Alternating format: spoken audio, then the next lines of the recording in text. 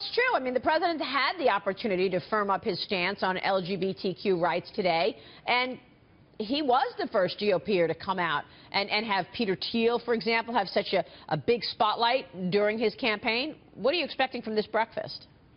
Well, you know, this is always a sort of a bipartisan affair, and I expect, or I would hope that this year would be no different. But I think that Donald Trump has done a very good job. You know, he's not a particularly known as a particularly overtly religious guy, but he has done a very good job of pinpointing the importance of religious liberty, and I think that is why he was you know, able to win over so many religious conservatives you know, in the election, and he's done it largely by putting all these social issues and just sort of putting them off to the side and focusing on things that people actually care about, and no matter what your background, you end up supporting these things.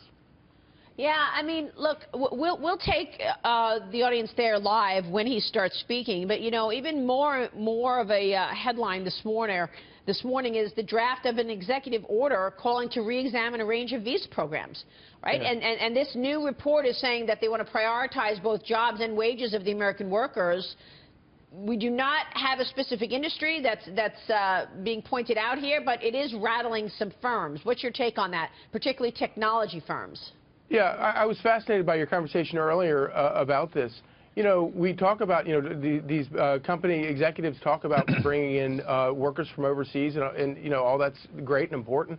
But what about the untapped talent in America in terms of you know, of course it would require education. It requires looking at social policies. It requires it's much more difficult. But wouldn't it be a lot better for America if we actually trained people in this country who are already Americans to do a lot of these jobs? But of course, politicians don't want to do that because they're always looking for the easier path. The second thing is on you know, Donald Trump. Not only is he not overtly religious, he's not a particularly diplomatic guy. But you know, so you know, he kind of rankles a lot of people around here with a lot of the things that he says. But for the first time, we're looking at a guy, in a long time, we're looking at a guy who looks at our immigration policies, looks at visa policies, and he says, what's good for America, not what's good for other countries. He's not, the big change between the Obama administration and this administration is that the Obama administration, I think, looked at immigration as a solution to other people's problems. And Donald Trump is looking at immigration as a solution to America's problems. In terms of religious liberty, Charlie, it's Dayan McDowell. The nomination of Neil Gorsuch to the Supreme Court really speaks volumes about that. And of course, we've talked about that was the expectation of many people who voted for Donald Trump.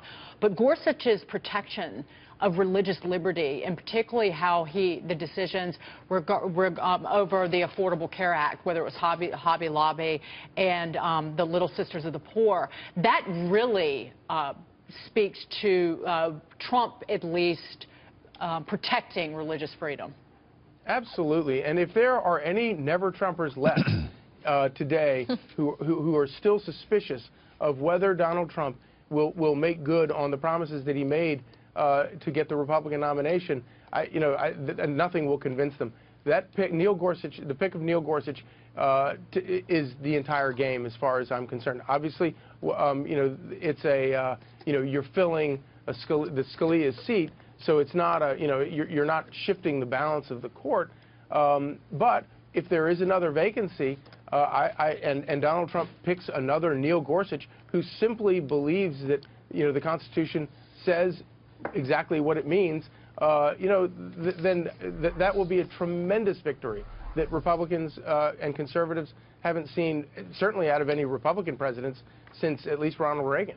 And even he, you know, gave us Justice Kennedy. But you know, a lot of people were critical, to be fair, over the past 8 years that President Obama had done so much through executive order and was not going through the Congress. Do you think putting another executive order out on immigration is the right way to go, or should the president and his team do the tough job, incredibly tough job, of trying to get Congress on board for immigration reform, for something that's codified into law and that can't be undone by the next president? I'm sympathetic to that, and I agree with you. I think that that's a good point. I would far rather these things go through the legislature. But there is purview of the president to do certain things. The knock on President Obama, though, was not just the executive orders. It was that he was actually changing laws that he had no business changing. Right. He was actually bypassing Congress, and nothing that Donald Trump has done so far approaches anything like what President Obama did in terms of Obamacare and a lot of other things that he had no business tinkering with. Yeah. Peter. Charlie, isn't the key to the point you were making earlier about unfilled jobs essentially a talent management problem? That what we have is thousands, hundreds of thousands of unfilled jobs and people who may or may not be trained to do those jobs. Aren't there ways we can connect those dots using community colleges and other community resources to make that happen? And isn't that really what the job of this administration is going forward? I certainly think so, but that obviously is very hard to do, and that's why politicians have just sort of ignored it for decades, and they don't want to address the underlying problems that lead to that, because it's not just education, it's social programs, it's incentivizing people to work.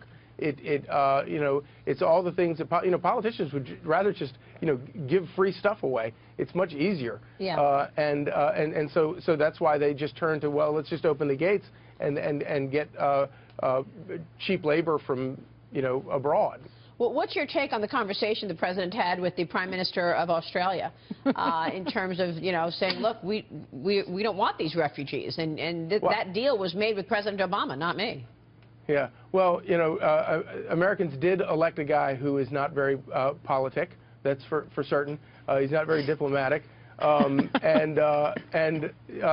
again, it's another example of where this is a president who's looking at immigration, looking at all of this in terms of what's best for America as opposed to what's best for other countries. I think it's most fascinating that all this stuff is getting leaked, and it's getting leaked by bureaucrats in the administration. Their heads are exploding, and I think that's exactly what we probably saw over the weekend as well, with all the turmoil over the extreme vetting. Yeah. That turned out to be not that big of a deal, but it was a huge deal all weekend. I think largely because you had bureaucrats all over the federal government doing everything they could to throw wrenches into the works to make it look like this huge disaster that it turned out it really wasn't. Yeah. I was only laughing because you can hear Donald Trump on the call saying, "Oh, come on, this is a dumb deal." Yeah, you felt like you were watching an episode of The Apprentice. Yeah, it's funny. But but say what you mean. That's why he's got the fan club that he does, because he just speaks very clearly. Yeah, it was exactly. dumb. Say what you mean and walk the talk, and he does both. Yeah. And if he goes over the line, he doesn't, okay, so he goes over the line. He doesn't apologize for it. Nope.